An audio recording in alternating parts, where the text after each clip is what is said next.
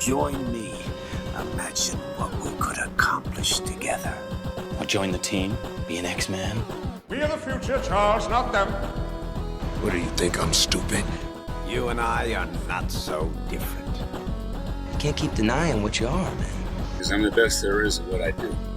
You, me, we're exceptional. The power of the sun in the palm of my hand. I chose my path, you chose the way of the hero. Plague, war, famine, morality doesn't even enter into it. I've heard these arguments before. Think about it, hero! You are watching Move, Throw, a Marvel Crisis Protocol podcast. I am Charles, also known as Omnis, and your favorite thrower of stuff, Danny. Dude, I've missed you. I know we're recording a little bit late. I appreciate you. I mean, to the listeners, it's all the same, right? Yeah. They still get Danny one way or the other. Yeah, every week, all the time. I actually dropped our bonus episode from last week today because I forgot to post it. Now that I've added a step, right, of making the video and then getting the video ready. And then at the point that the video is ready, then I basically extract the audio file straight from that. And then I'm posting that, and I'm trying to get all of that stuff ready to go at the same time. And then I hadn't quite added into my brain, right, that at that point I'm like, oh, now usually at that point I'm like, I need to step away from the computer for a minute. But what I need to do at that point is get the bonus episode ready. So there's already a bonus episode. Yeah. But well, it's actually better, right? From the outside perspective, they just get a bonus episode, and then they'll have a regular episode, and then they'll get another one, and they'll have way high expectations, and we'll never meet them ever again. So this is really good. I mean, you're involved, so everyone has high expectations. I mean, I try to hold myself to high expectations, so I guess I suppose so. Well, so watchers and listeners, if you've been wondering about what's going on with the Patreon side of Move, Throw, obviously we switched to weekly releases, right? And so it was that the every other week was Patreon only. We've shifted away from that. Now there is a 20 to 30 minute bonus episode for everyone to enjoy who's subbed on the Patreon. So you still get a little extra Danny and Charles if you would so choose.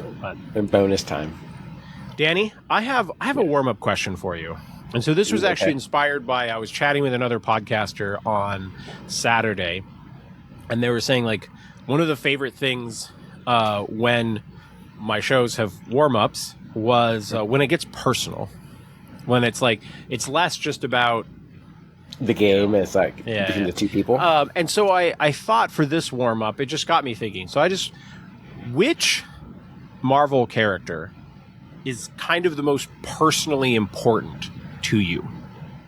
Which one means something beyond just you're oh, that character's cool, I like that character. Which character personally matters to you the most? Whether it's just you and your son got to go see the movie together, or you and your dad, played with a particular toy together, or something came out in formative years. Which one do you think is just the special one for Danny? Man, it's always gonna be your boy Peter Parker, right? At the end of the day, the thing that makes 90s Spider-Man and a lot of the series, right, is that Peter is down on his luck in a lot of situations, and he tries very hard, but things go wrong, right? Even though he tries very hard, sometimes it's his fault, sometimes it's not his fault, depending on the situation, what's going on.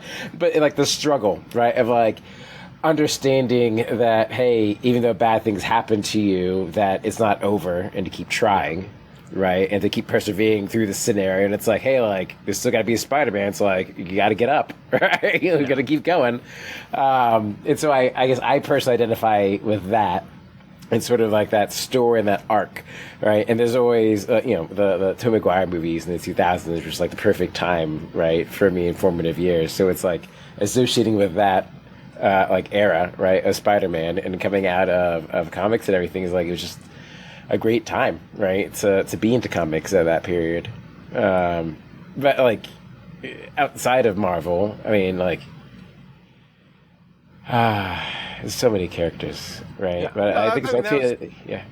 that was what we were going for. And so I was trying to like figure out for myself as well, because I didn't have like a super strong connection to Marvel growing up, right? I remember watching some X-Men cartoons here and there.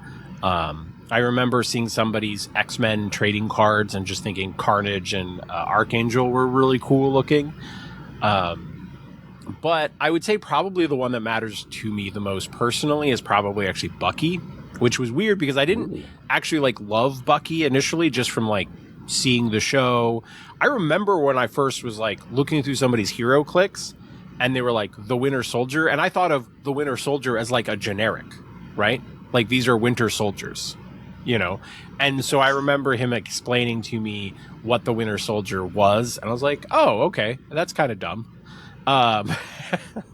But when I got into the cosplay community and stuff and then started working on Bucky, initially I just thought it was going to be easy. I thought it would be an easy costume to work on, which proved to very much not be true in any way, shape, or form. But I learned so much working on it, and I met so many people who were like super Bucky fans, and like talking to them about what they loved about the character. It made it special to me, and so I think I will always have kind of a special attachment now to Bucky, and specifically to like Bucky as the Winter Soldier. So that's probably the one that ends up being like, yeah, it was like separate of the conversation of like interesting stories or arcs. It's that certain characters resonate, right, with you at a period of time in your life, and you sort of like stick with you and you think about them, right, as you go along. Which is very interesting, I think, like in comics over length of time, right, and how you think about characters and how you see yourself in them, right, in stories, is always interesting coming back to people, right, and see how you develop and how they develop over time. 100%. All right, well, let's get into what we've been up to. Danny, painting, playing, theory crafting, what's your MCP week been like?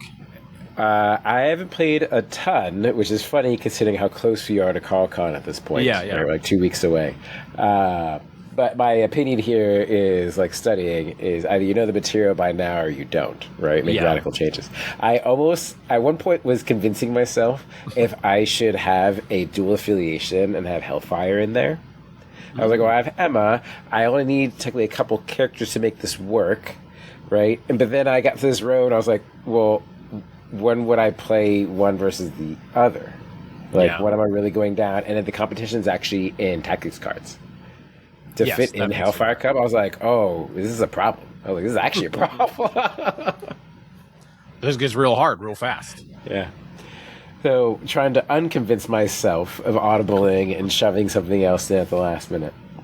And trying to just really game out. It's like tactics cards, what it comes down to, I think, every time. It's like the combination of which restrictors to take because it's so variable now. I'm still a believer in Brace, but there are just times where sack fallback would be like in a particular matchup. Sack fallback would be a better use case. We're like, oh yeah, easily watch this, right? But there's still situations where you have like one health left as a brace, or you have two characters being thrown into each other. It's like, easy brace. Brace! Yeah. It's like it saves so many different scenarios, or forces them to do things like out of activation. Yeah. Which is still, in and of itself, is still a good thing, right? Forcing a character to act in certain ways. At least then you can predict that and work around that model. It's very interesting, and there's just a lot of X-Men cards to take, a lot of character cards. So it's like, which one? Who's good? X-Men are blessed for cards. I still don't have a Shang-Chi card. Right? He's not his card is bad. Like, I just don't have room for it. I had a very weird time with Shang-Chi's card. Not that it's bad. It's just the way that my first like 5 or 6 games went with him, that either he was just absolutely wrecking shit, so the card was irrelevant, or he was getting like totally just whiffing, and so I didn't have any power and he was being ignored.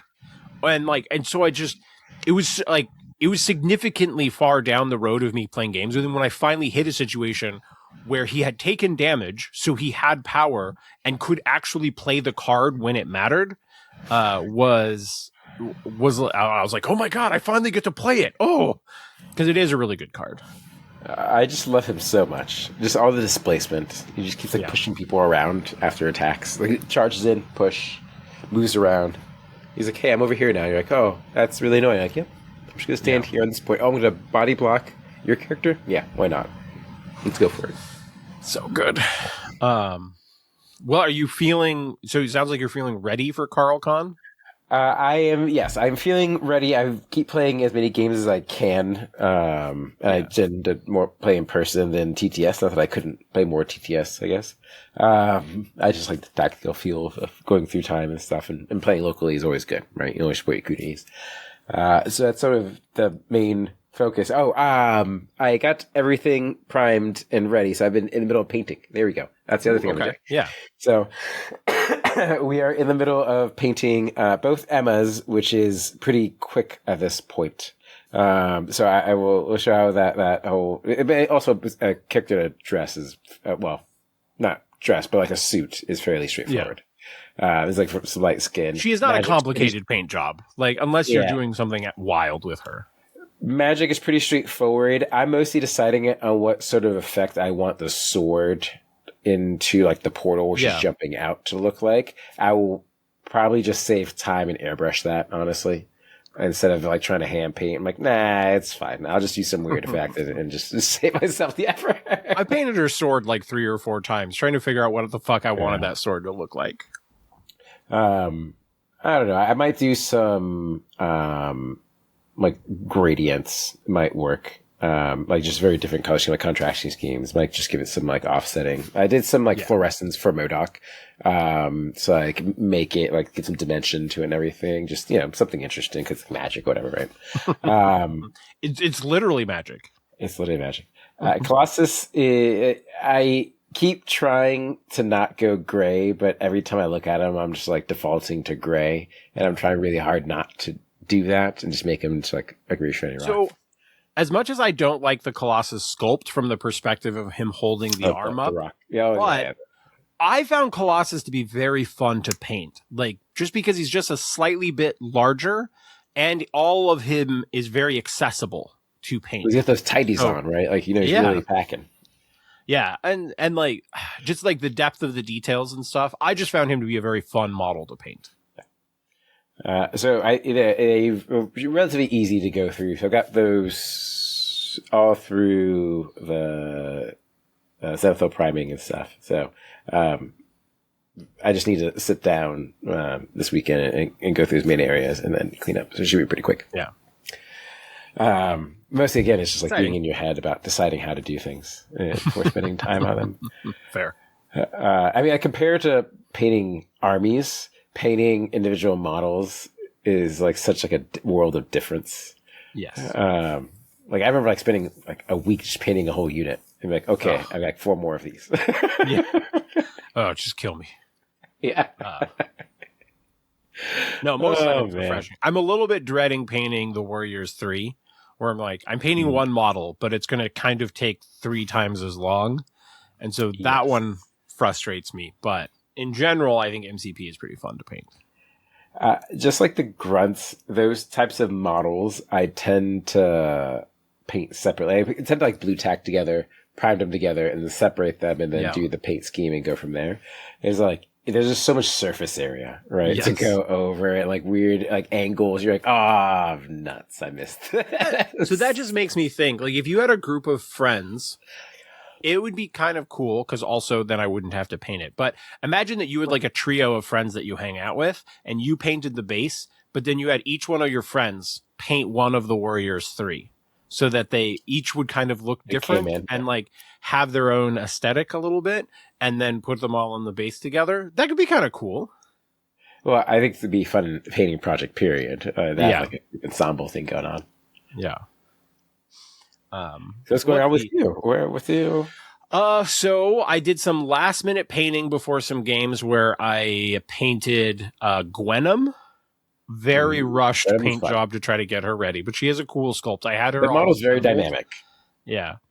And then I also did kind of a rushed paint job on Lady Mastermind to get her ready as well. And then one of the things is I was updating the basing for my Ulik. And so I hadn't actually looked at my Ulik in a while. And he is a model that I painted multiple times. But he's a model that I did some green stuffing on. And I forgot how much I liked my green stuffing work on him because I just thought it looked weird in his little shorts and stuff. And so I gave him like some thigh armor and kind of like some loincloth action and just kind of like amping up the kind of fantasy vibes for him. And so just looking at that again, I was like, okay, this makes me kind of want to play Ulik again now that I got this model already. So I think amping up is the correct term for green stuff, where I think of like modeling and like artistry, like where you go from like regular model to like, oh, that's a fancy model, is where the green stuff comes in, you know, like custom accoutrements, right? Like the cool chains and the armor, like the cloth cloak like over the front. You're like, yeah, that guy rules. Yes. So it just did a little bit of hobbying there. Past that, you know, I've been working on doing the videos, but with the second camera. And so finally have some content out for that. The most recent video I dropped, I think I just didn't turn on the second camera. I think I got it all positioned, enabled like my preview setting on my phone of like checking it out and was like, all right, yeah, this all looks good. And then I just switched to the other camera and turned that one on and never actually pressed the record button because I was looking at it afterwards. I thought it overheated or something, but then I looked at it, I'm like, there's no files in this at all. What? Oh, I must just not have turned it on. You know, the more steps, the more likely you are to miss a step. But I'm excited for the next game. Write things down for yourself. Which is not something I've done before, but I just, you know, a lot going on in my brain. So I played 2 games on camera. Both of them will be coming out. One is already out. And I got another Spider Foes game in. So I don't know when you'll see the video, but you'll have to tell me how awful of a Spider Foes player that I am. I always love telling you you're awful. Don't worry. Yeah, I believe you. But I was trying to play a very flight, you know, very scenario focused game plan. And I had a plan going into the game, immediately pivoted and thought I would take some slightly riskier plays, and they holy shit backfired in my face. And then I spent the whole rest of the game trying to dig myself out of the hole. And it ended up being an incredibly close game that if you haven't watched the game yet, it ended up being 16-15. So either I pull out a win or sweaty. Sweaty. Yeah. And it was one of those last rounds where there were so many delicate decisions and that could have changed the game. And like, you know, when there's like subtle plays that neither side is seeing all of them.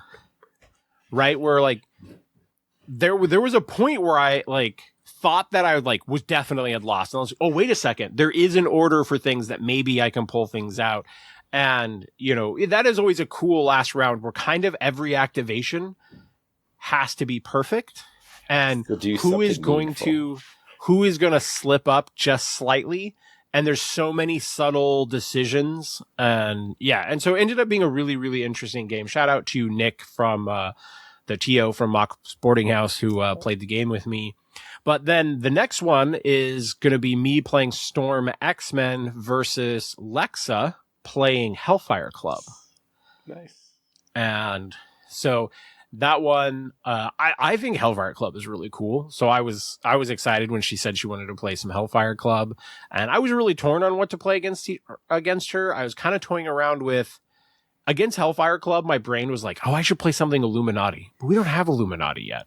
So then I started thinking Doctor Strange, and so I started building like a Midnight Suns Doctor Strange list. Oh, and I actually did like a whole new basing for Doctor Strange. I need to send pictures of it because it is basically ready to go. But do you know the Apocalypse terrain pack that has the statue of the guy that's holding up the like canister with a body in it? Yeah. The newer one. Yes. Yeah. But I took the basing part of that and I put that on Doctor Strange's base, so he's just kind of like flying on fire that's on like this pedestal I think it looks pretty dope. I think I might touch it up a little bit more, but was pretty excited about that. But I ended up not playing that. I was like, let me try, because one, we were gonna play on Jailbreak, the new extract, and I was starting to be curious about how good Storm would be on that extract now that all of the extracts go away or every round, so you never have your like important characters trapped with extracts and not being able to hop. I thought that would be interesting, and I was just really curious how Blue Marvel would work in a Storm X-Men list. So I was kind of wanted to try those two things anyway, and I was like, let's see how it plays out. So that'll be the next one that I'll work on. That one should be coming out next week, and then hopefully after that, I'm working on some Guardians games. I think the first model I'm gonna paint is gonna be Moondragon, and I think I'm gonna try to play. I think I'm gonna try to play a Guardians list with Moondragon and Quasar. Is gonna probably be the first thing that I do, first video. And so I'm excited about that. I think Moondragon's really cool. Not that we want to like hot take on the unreleased models, but she's coming out in what, 2 days? Yes, soon. Yeah. Well, yeah, I guess it depends on when relative to the episode. It's probably like the day that this is coming out. This is the day that she releases. But I think she's super cool, and I think she could fit in a lot of things. I think she's a really different kind of 3, but I think she could be a splash-worthy 3 for her witty banter mechanics and that sort of thing, and just being a solid 3 threat. I don't know. What do you? I don't know. Go ahead. This is like a rare ability is affecting your. It's not. I'll put it this way: there are not many abilities in the game that affect your opponent's dice. Yep. Right when they're attacking you. Yep. When you're attacking them, you have a lot more abilities like Pierce and things like that, and Force Roll, Recow. So being able to get rid of wilds triggers disrupt their plans when they expect them, where they're like, "Oh, I finally have this trigger." Like, no, you don't. Yeah. Really affects their game plan in very subtle ways over the course of time.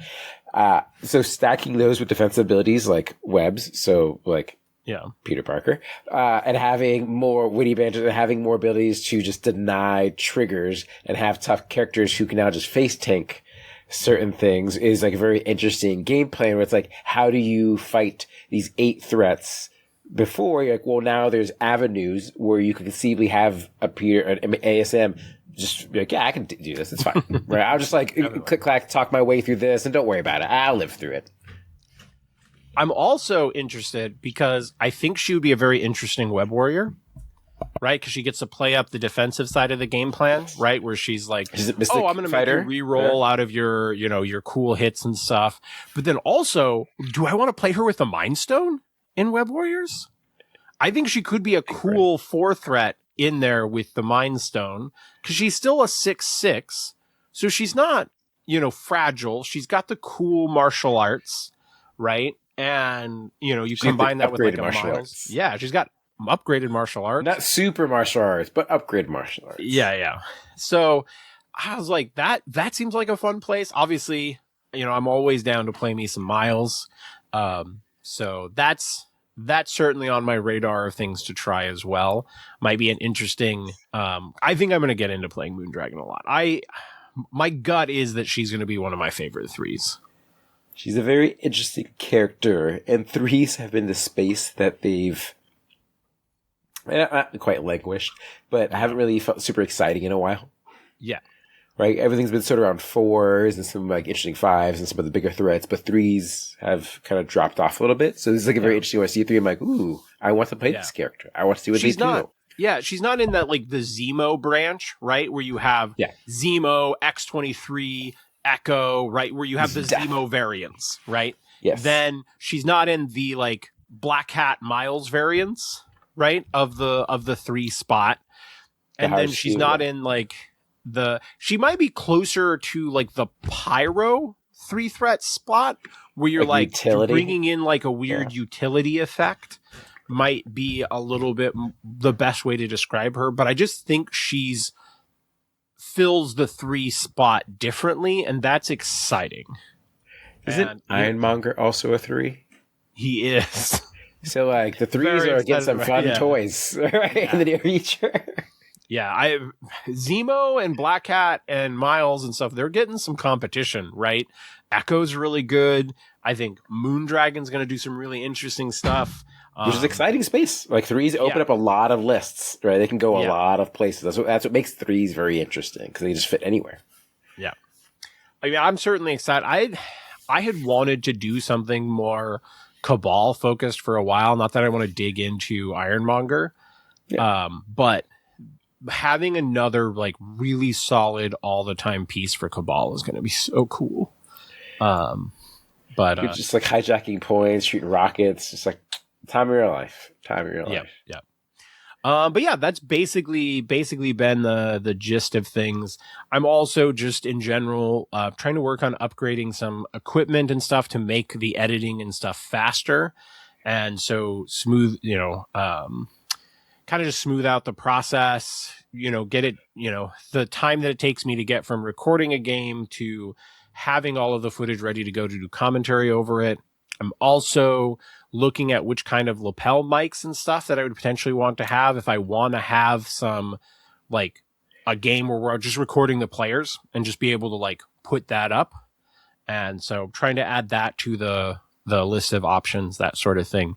So, yeah, just got a lot of projects on that side of the board and keep up with painting and playing. But I will say, trying to do different stuff, right, for the channel definitely makes me feel like I'm not good at anything at the moment, right? Because I'm not like super digging into a particular faction, right? And there's a part of me that would like to just like dig in, because each game I'm feeling a little bit like, I mean, I think I'm a solid player in general, but I'm not confident that I'm going into every game super locked in. I almost like am excited for a lull in MCP releases to hit so that I could focus on something for a bit. Too many bangers. Yes. The MCP releases have been bangers for sure. Everything's pretty exciting. And like I said, I wasn't excited about Spectrum until I started playing her. And then I was like, holy shit, this character's super fun. This kid's fun. But all right, let's get into the main topic. It is that time. So I'm going to tell you a couple stories to open up this topic, Danny. First off, back in the day when Dizzard was an MCP podcaster, I used to give him shit when he would describe MCP as a high variance game. And I would message him and be like, man, I don't like you saying that. I feel like the game is all about adaptability, which I'm not wrong. But now that I'm playing 2 games very regularly, I'm like, holy, yeah, MCP is a high variance game. And it's a very different mindset when I'm playing MCP because I feel like I've chosen chaos to a certain degree. But you also see the plus sides of it as well, right? When you talk, like if we use Magic the Gathering as a reference point, they kind of aim for the, like, even if you're the better player, you can still lose 40% of your games just off of shuffle and that sort of thing. Yes. Yeah, and so draw, right? Being the better player only goes so far. Now, I'm not saying that that's the case for MCP. I think being the better player probably yields a bit more than that in MCP, but the value of it is, and so I'm just going to compare Shatterpoint and MCP because I think the dice in Shatterpoint and the tree system is a lot more predictable. The range is pulled in significantly, but you also can have situations in Shatterpoint where things feel a little bit predictable because you're like, yeah, the odds of you not going, getting 3 steps down your tree against me is pretty unlikely. And, and so a lot of turns can be like, we both see what's going to happen. It's very obvious. And when you have a lot of those and none of the interesting variants, then the game can feel a little bit predictable. And I'm not trying to be negative on Shatterpoint here. I love Shatterpoint, but it's the opposite. But like the dice don't piss me off. With MCP, I can't go to play games and not see one of us be upset about our dice. Maybe both of us are upset about our dice. Like that is just the reality. Yeah. But the plus side of it is that you end up in some weird situations where you're like, holy crap. Well, like this character barely got killed. This character this character should not have died and did. This character should have died, but didn't. And you end up in these situations where you're like, I have no idea how this game is going to wrap up. Never give up, never surrender. Yes. So which part do you want to start with? Do you want to start with the unpredictability from an interesting perspective, or do you want to start with unpredictability from a like the dice make me want to punch myself in the face perspective? Yeah, there's like the emotional core of how dice affect you in the game. And they're talking about the dice themselves and trying to wrap your head around how this D8 actually works, right? And trying to have some sort of mental model, right? Here was the situation that like really like, I've been thinking about this off and on for a while, but I played a game and I had Nick Fury attacking Shadowlands Daredevil. So he does have the martial arts stuff. His defense is better than normal, but he had 3 health left. Okay. Nick Fury made 3 grunt attacks with a reroll, a spender, and a 5-dicer. Did 0 damage. 0. I've absolutely been there. Right. We've all been there. That's double spender, nothing. I love it.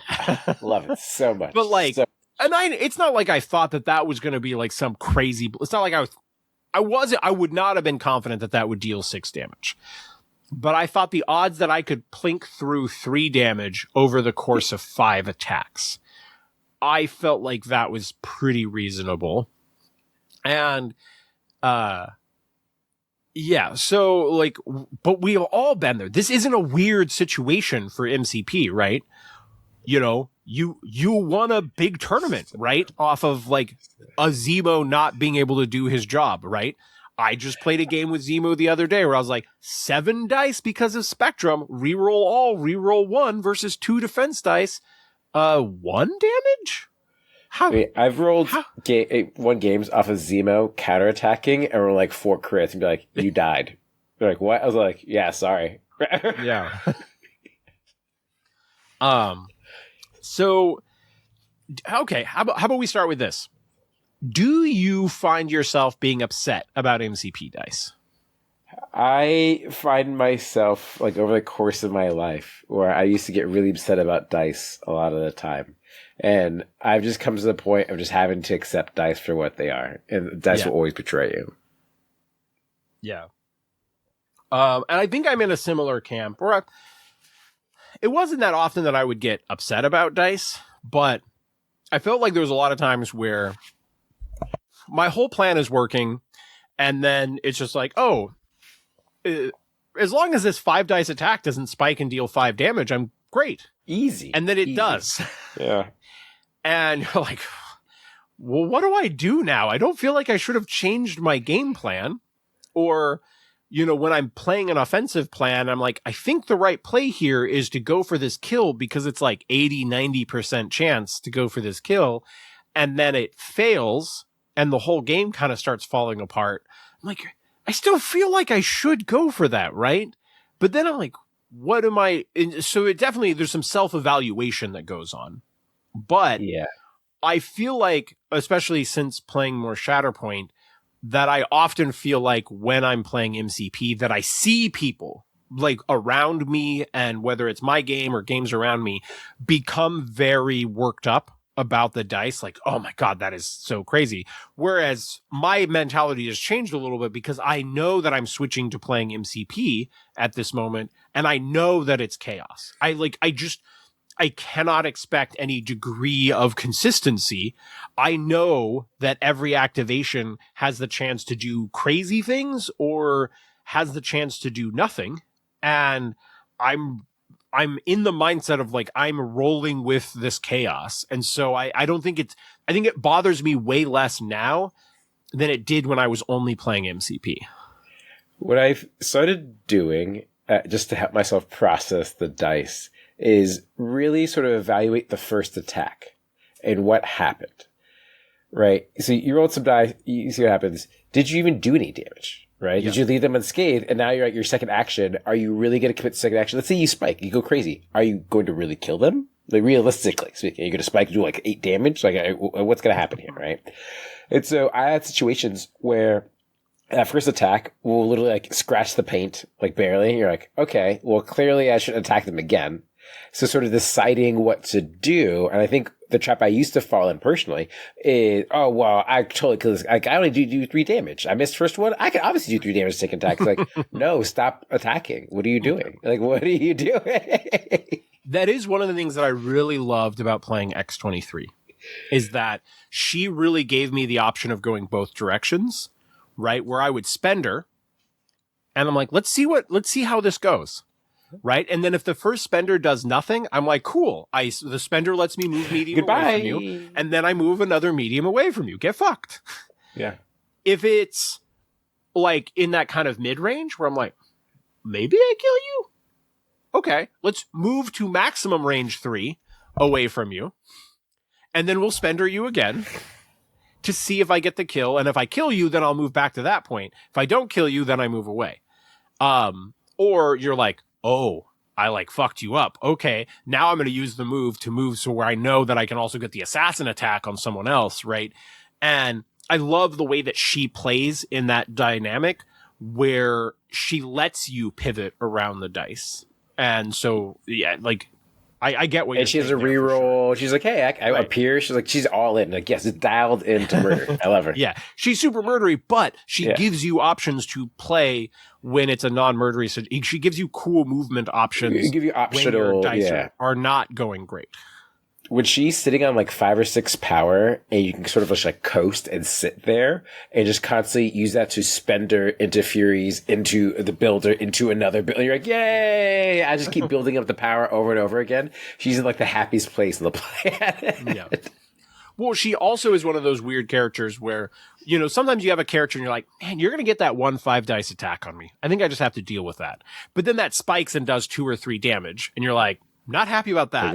But I'm planning to activate her first next now anyway. So she's going to heal 2 of that back. So she's really just going to be down 1.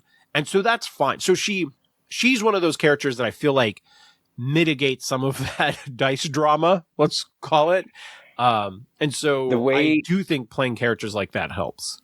You could phrase this is talking about threat profiles, right? And defense profiles and sort of expectations of characters. And I think depending on how you like mental model this, is that certain characters to me hit certain like thresholds or bands of like defense. Like some characters I consider tough, some characters I consider not tough, right? And what that means is sort of the dice and my expectation of what dice needs to happen. If I have a not tough character and they need to kill someone, I need to be relatively sure I can kill this someone, or I need to run away immediately. Yes, right. Like completely balance out. Like I need to like eject because I am unlikely to kill this character or slightly favored to kill this character. And if I don't, I'm straight dead.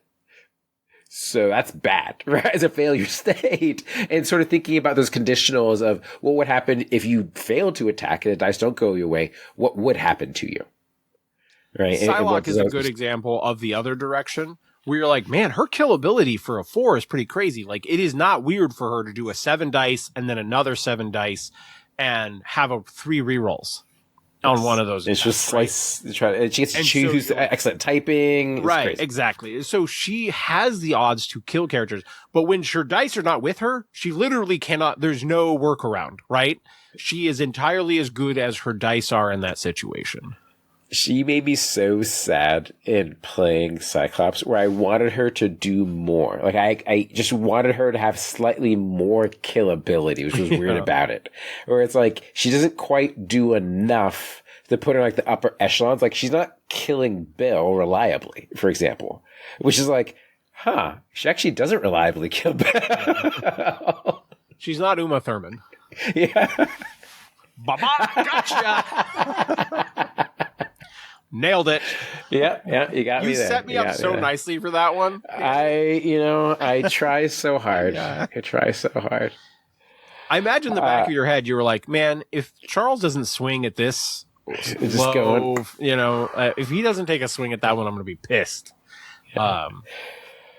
You just keep throwing them, and eventually someone will hit, right? That was one of the things I liked about playing Psylocke in Apocalypse, right? Because you end up with Apocalypse rerolls and Death superpower as well. Yeah. Like, that was where I felt like she was pushed into that level where she was killing stuff, right? Like reliably killing things. Where you're like, now she's in that band where it's like, oh, Psylocke fucked shit up. And that always felt quite good. But so I get exactly what you're saying. But this goes back to the conversation about the dice themselves and expectations about dice, and how do you set expectations about dice, I guess is the question, right? Like what is reasonable?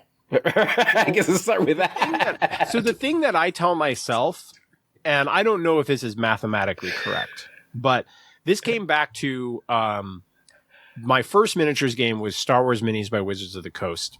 And when they came out with Captain Rex, when he came out, he always made 4 attacks, and his chance to hit was like basically 12. He basically would hit on like 8s on a D20 most of the time.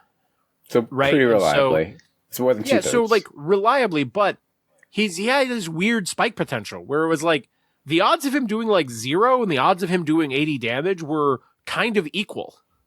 Right. And so, just because of his just because none of his attacks were super dependable, but he was just rolling multiple of them. And that's kind of how I feel about MCP a little bit, where what I try to remind myself is the actual odds. If you combine the odds of the big spike and you combine the odds of the big whiff together, that's probably the odds of that happening is higher than the median. Right? Yes. You're like, and so you just, I don't know if that's actually mathematically true in MCP, but that's the way I think about it is, yes, there's a reasonable chance that you get the median, but there's a chance for one of the 2 spikes that's actually probably higher than the median. And that varies depending on the chance of the spike, or like how significant a spike has to be for you to count that. But I just I'm like, the spike range, unless we're talking just like 4 dice attacks, when we start talking about 5 and 6 dice attacks, like the chance for, 5 or 6 damage versus like 0 to 1 come up together probably as often as you just do like 3. The way I think about it is that the more dice you add, the higher your damage potential becomes, and your floor becomes a little flatter, essentially. Like, it's much harder to roll all blanks. It's much easier to have 1 or 2 hits when you have 5 and 6 unless dice. You're doing Ghost Rider, who's trying to pen and stare someone. If you're rolling a 10 dice Ghost Rider, that attack is going to fuck someone up, or it's going to do nothing. One of the 2. There's no in between. So it's like understanding the elasticity of these dice, and it really comes down to like exploding crits, right? Because it's just hard to account for those dice, both attack and defensively, because it's a 1 out of 8, so it's an edge case, but it's an edge case that causes a new edge case, so it's like, oh man, trying to think things. It's like the 4 dice problem, right? It's exactly the 4 dice problem. So let's talk the other direction. What's most interesting about MCP is actually how much one game varies from the next game. Even the same characters and scenarios, yes. Yeah, we could play the exact same scenarios with the exact same characters, and the game, and like round 3 of that game, of both games, would probably look totally different. And round 4 almost certainly looks crazily different. Right? This is like the issue for some people too, is that level of variance and how things work. I have come to appreciate it more over time. Right. In terms of playing through and not having just this, it's a solved situation, right? It's the whole problem with chess, where if you know a lot of opens, it's very hard to play against that person, because what do you even do? Yes. You're just like, I don't know how to process this wall of information. Well, and again, I've been playing a lot of Shatterpoint, and so there are points in that we're just like, there isn't as much variability, and I'm kind of like, you just kind of see the writing on the wall for the rest of the game. and you're like, man, there really has to be kind of something crazy that happens, and things can play out a little bit less chaotically. But man, there is an exciting aspect of MCP, right? When you get to that weird turn 3, turn 4, and both sides are looking down going, holy fuck, I got to play this perfectly because I feel like both of us have about the equal chance to win. And the game perfectly encapsulates the gambler high of just one more roll. Yeah. Right. Like, I can fix this whole problem. Just give me one more roll. Right. Just do this. You know, and you know, the decision making, right? In that turn 3, turn 4, and you have priority. I almost hate having priority in that situation, right? Because you're like, I've got a chance to take somebody off the table. Like, come on, what could go wrong, right? What if I don't? Like, you go, do I go for the safer one? Try to take that 3 threat off the table? Yeah. Right? And that feels more reasonable. But man, if I could get that 4 threat off the table, then I probably just win, right? But you're like, man, if I power that character up to 10 power, leave him on 2 health, oh god, does this turn get so crazy, you know? And all of the mindset, but like, that is the selling point essentially of MCP, right? Is just how different a round 3 or round 4 can be. And like, the really good players, it's how well they adapt to each of those situations, you know, and that's where the adaptability comes in. I've phrased this before. I don't know if I've said this on the podcast, is a lot of times in turns, I'm just trying to take the least worst option. Yep. In this scenario, I was like, well, at least I know if I'm not making bad options, then I'm maybe making a good option. At least preventing the worst case scenarios from occurring and trying to prevent things. It's like silly, like positional mistakes, spending more power than I need, or having the power to sacrifice later. Like all these simple mistakes going through is like, there's a whole list of things to pay attention to. I can very easily get missed through this whole scenario. And it's the problem with dice is there's such a visceral feeling when you roll the dice and see what happens. And then it's sort of like you play it out and you go from there. So it's the highs and lows, right, of playing. One thing that you made me think about there is that I think some people react poorly to when they leave a character on 1.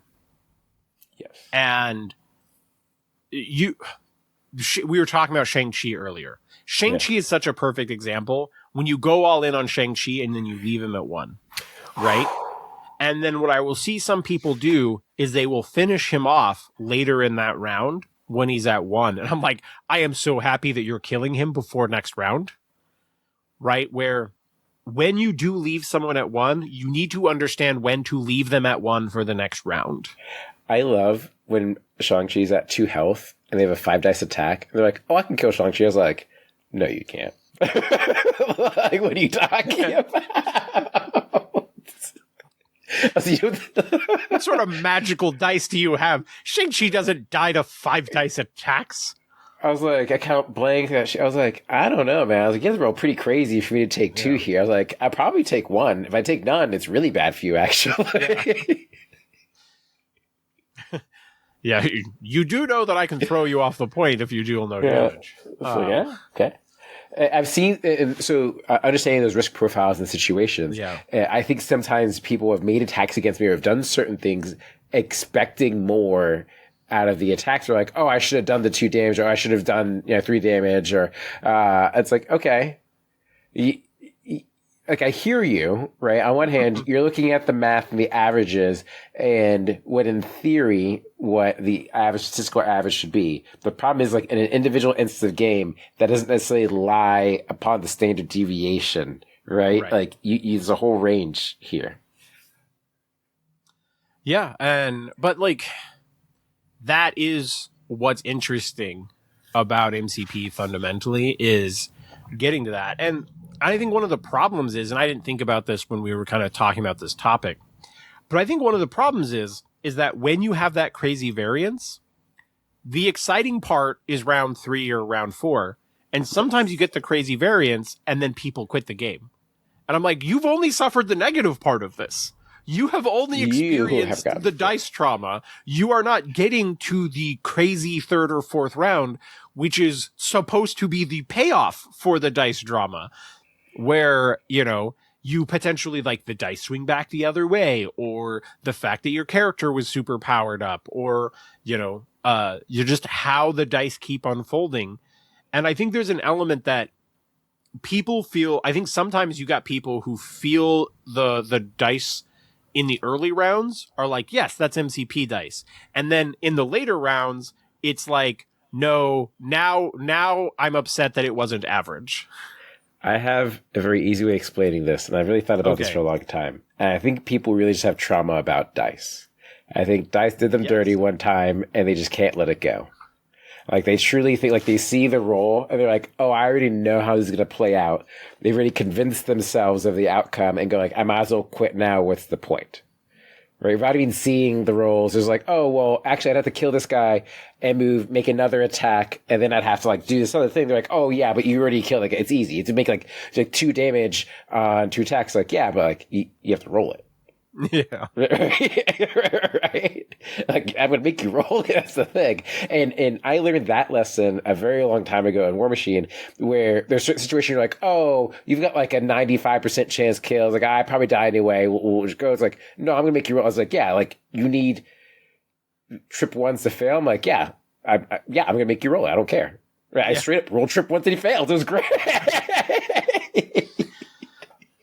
Yeah, we live and we die by the dice. But so we both play MCP. So I feel like we know the answer to this question.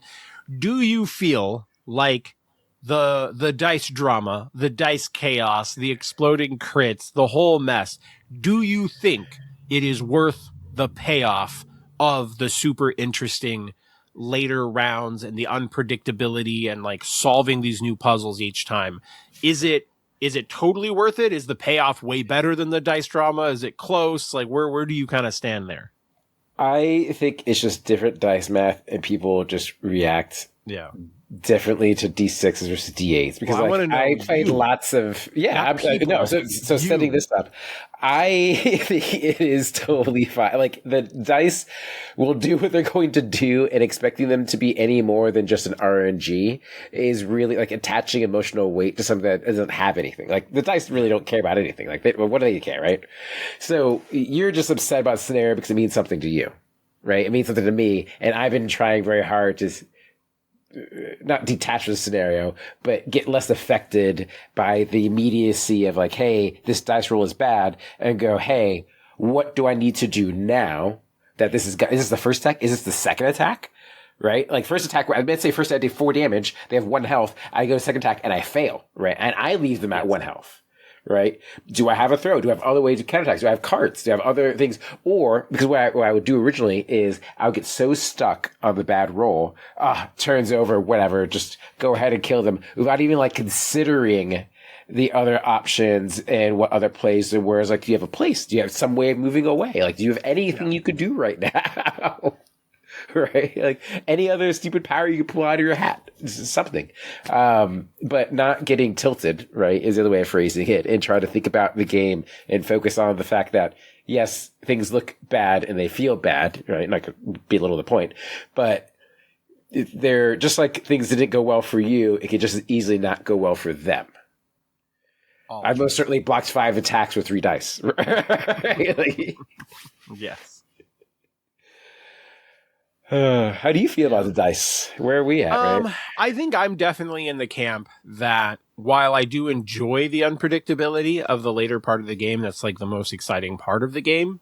I think I'm in the camp where I would love it if it were toned down like 10 or 20%. Like, I want the highs and the lows pulled in just a little bit, not too much. I don't want it to be chess for sure.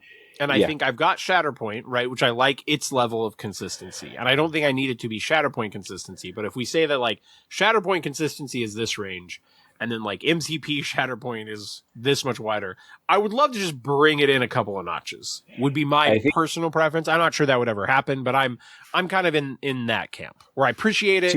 I don't want it to be dialed in too much, but I wish it would be dialed in a little bit. Accomplishments that I really have thought about this, too, is I think what you would have to do is address exploding crits.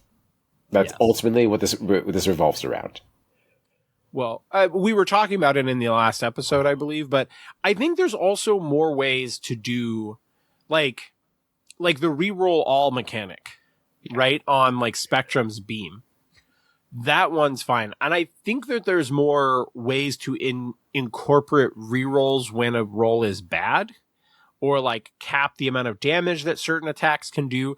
I think there's ways to have slightly more consistent characters, but the problem is that like rerolls are not just a consistency thing, right? Rerolls also help you when you're rolling well. Yes. You know, when you're at 5 out of 7 and you have a couple of rerolls, you're like, well, I guess I'll go for 6 or 7 damage, right? It's not necessarily bringing in the median. It also brings up the big spikes too. And I think if there was slightly more mechanics that, you know, I think, again, we talked about it, like Star-Lord's reroll mechanic, I think is really interesting. If he doesn't have blocks and he doesn't have hits, he can do a full reroll. And I think that kind of stuff is interesting. So yeah, I think I would love for a little bit more of that to be incorporated. I guess probably the best solution, and exploding crits. But I don't want to dial it in too much, because the exciting part about MCP is being a good player in those crazy rounds. And I don't want that to go away. Well, what I'm thinking of is that they just have more triggers, right? Like crits change from exploding, and that you just have combination of dice give you those more rare combination. And that's how they do dice, the damage floors, damage ceilings. You have all sorts of crazy stuff. It's like the troll. What is that stupid stagger condition? Why can't I think of his name? Ulick? Ulick. Yes. Ulick. We talked about him earlier in the episode. Yeah. Yeah, right? Like his whole trigger, like stuff like that is very interesting because it's rare, but it can still be game altering, right? Without having the exploding crits and sort of these things. Like it's using it's sort of the random nature of the dice as a feature of the game, essentially. Well, and so some examples would be like, I fucking hate when someone has 2 triggers that are both a wild. That should it's really the fuck out of me. Freebies, like get out of here. Right? Make it one on a crit and one on a wild. Don't make them both on a wild, right? Spread that shit out. Make it interesting. You know, don't have it all be contingent on rolling a wild. And I think more spenders, right? You know how spenders are like, if this spender dealt damage, then you also get this effect. You're like, well, that effect doesn't matter because I probably kill them. Have spenders that are like, if this attack does no damage, you get this. You get these other things, yeah. Right? Like, I think there's all sorts of ground for that sort of thing where you're like, well, if I deal damage, I'm just dealing damage, which is good. If I don't deal damage, then I get this effect. And like, Hulkbuster is great. I think Hulkbuster is super cool in the sense you're like, well, I always push. Thing, which was good. And then at least I always gain 1 power, right? And so that kind of stuff, I think, is mechanics that I would love to see played around with a little bit more. That would be. Yeah, I think those sort of bring the bands a little closer to each other because it's more about the superpowers, and those are something that you could see ahead of time. Where dice is also the hidden nature of dice, right? Like you don't know the outcome until after it gets resolved. So there's no way to really predict what's going to happen besides trying to use averages and then try to compare averages and go from there. For sure.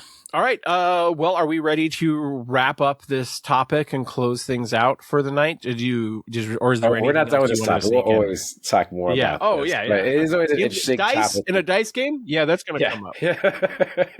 Yes. For sure.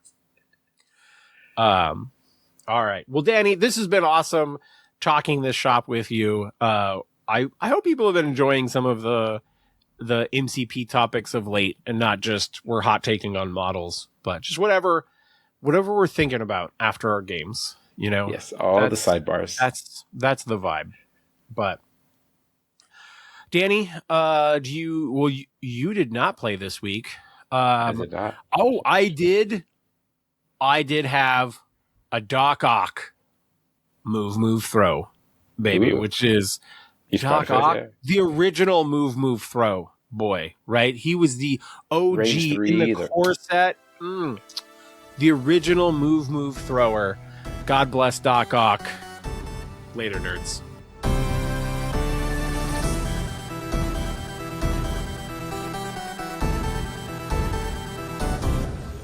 What would you prefer? yellow spandex.